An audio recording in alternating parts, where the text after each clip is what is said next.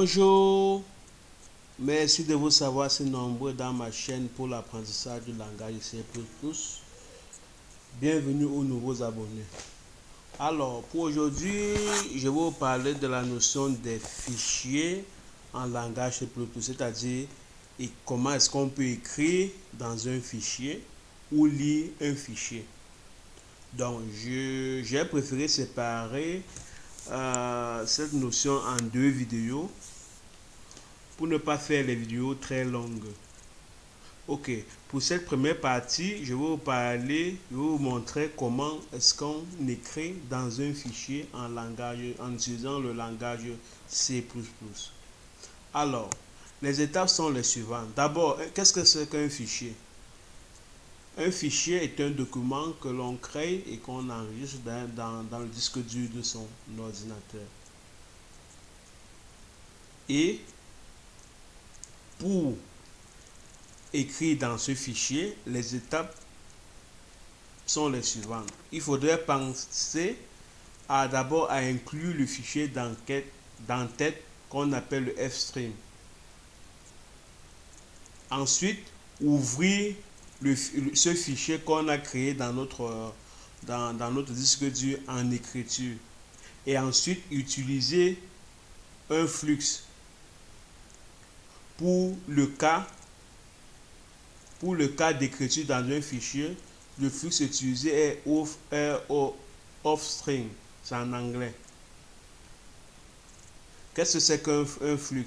Un flux, pour ne pas trop vous casser la tête, puisque vous êtes débutant en langage C++, un flux, c'est en quelque sorte des variables améliorées. Et ces variables améliorées contiennent des propriétés qui permettent soit d'écrire dans un fichier, soit de lire un fichier, soit de supprimer ce fichier. Alors, voici un exemple que je viens vous montrer ici. Là, vous voyez, voici un exemple ici. Dans le main, voici mon main. Et, vous voyez là, à la ligne 2, j'inclus l'entête fstring. Et maintenant ici, à la ligne 7, je déclare un flux permettant d'écrire dans le fichier. Puisque ici, dans cette vidéo, je vous montre comment est-ce qu'on écrit dans un fichier. Donc cette ligne 7 nous permet donc de déclarer un flux permettant d'écrire dans le fichier. Ici, notre fichier est score.txt et se trouve dans le dossier NanoStore dans le disque dur C. Alors, donc, ce qui s'écrit entre guillemets ici à la ligne 7 est en fait le chemin d'accès de notre fichier. C'est-à-dire, notre fichier se trouve ici, dans le C, dans notre disque dur C et dans ce dossier C, nano/store, nano, et le nom du fichier c'est score.txt. Donc, et maintenant, pour indiquer le chemin d'accès de notre fichier, il existe deux façons. Soit vous indiquez le chemin absolu, c'est-à-dire en montrant l'emplacement du fichier depuis la racine du disque.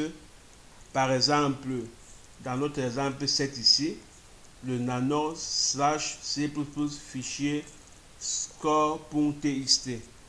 Soit en indiquant juste le chemin relatif, c'est-à-dire montrant l'emplacement du fichier depuis l'endroit où se situe le programme sur le disque. Par exemple, ici, au lieu de mettre ceci entre guillemets, vous devrez plutôt mettre une fois le fichier /score.txt. Si mon programme se trouve dans le dossier C nano C++. J'espère avoir été plus que clair avec mes explications. Si ce n'est pas le cas, n'hésitez surtout pas de me poser des questions dans les commentaires. Alors, une petite subtilité à retenir dans ces notions le chemin d'accès des fichiers, Ici, si jamais le fichier dans lequel vous voulez écrire une donnée n'existe pas, en déclarant le flux, un fichier sera automatiquement créé. Par contre, il faudrait que le dossier dans lequel le fichier se trouve existe. Par exemple, dans l'exemple ici, dans l'exemple précédent, ici à la ligne, c'est le chemin d'accès, c'est ceci qui est écrit entre guillemets. Le dossier existait déjà. Donc, au lieu d'écrire sur la ligne 7.6, puisque le dossier existait déjà, on pourrait simplement écrire le nom du dossier. Ensuite, le fichier se créerait automatiquement. Donc, pour que le fichier se crée automatiquement, il faudrait que le dossier existe. Si le dossier n'existe pas, alors vous ne pourriez pas écrire dans le fichier.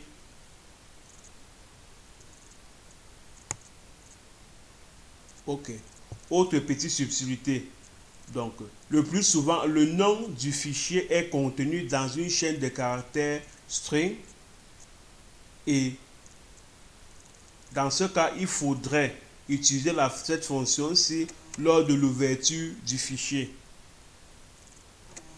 Donc, pour récapituler, pour écrire un fichier, il faudrait d'abord soit déclarer le dossier dans lequel se trouve notre fichier,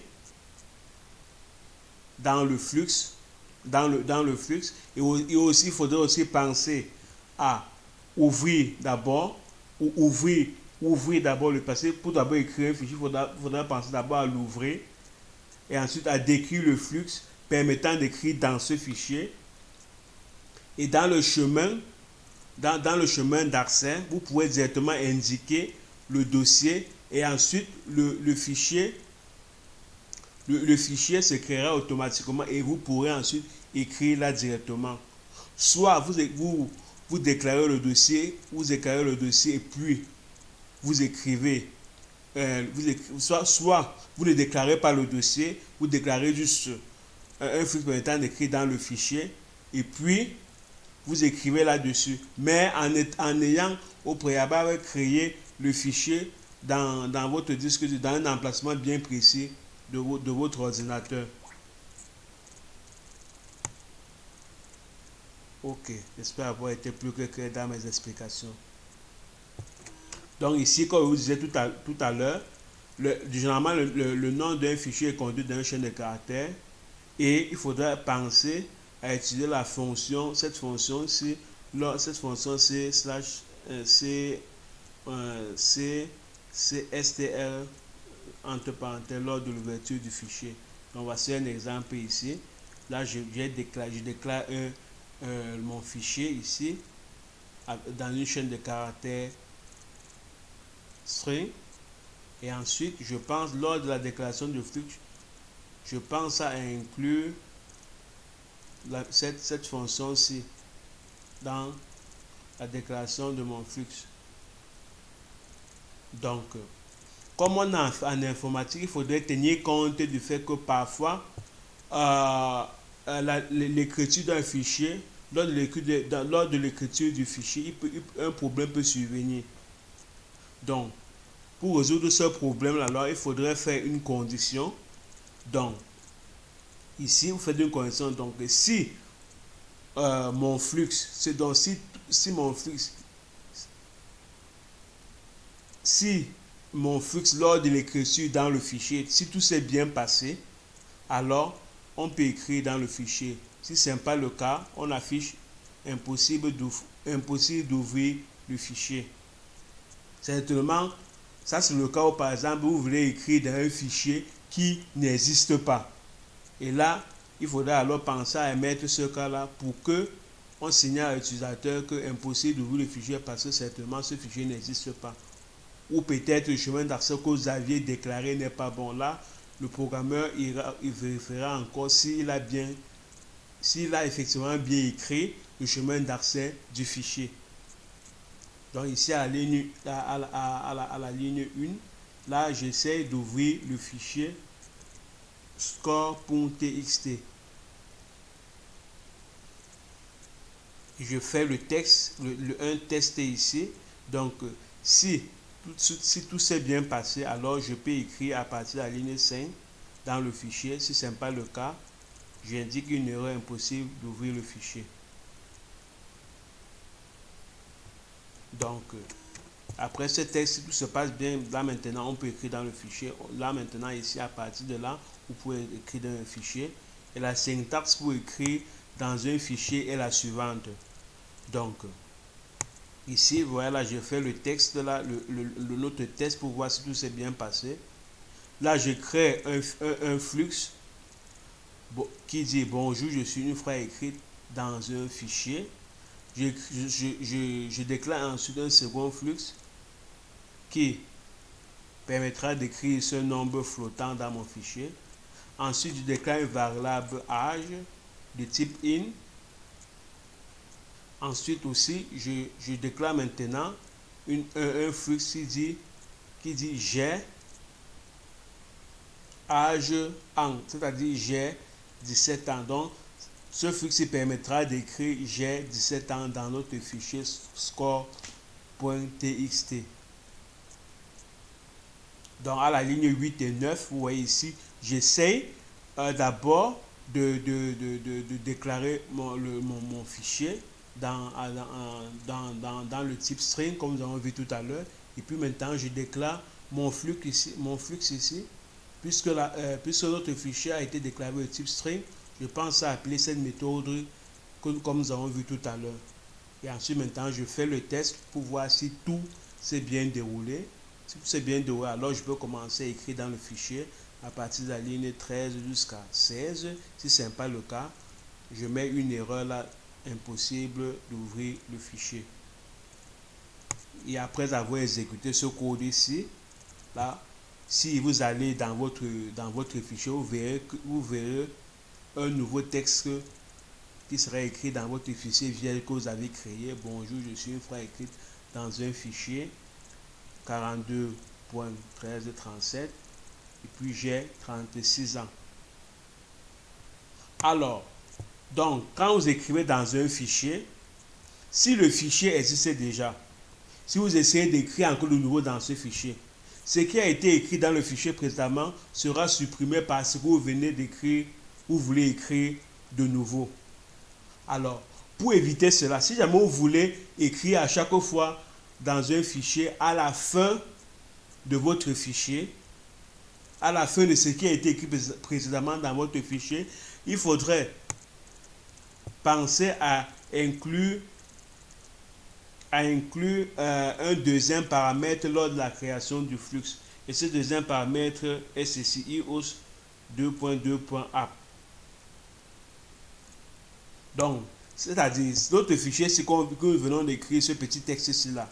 Si jamais vous voulez écrire encore quelque chose dans ce fichier contenant notre bonjour, je suis une phrase écrite dans un fichier 42 machin, etc.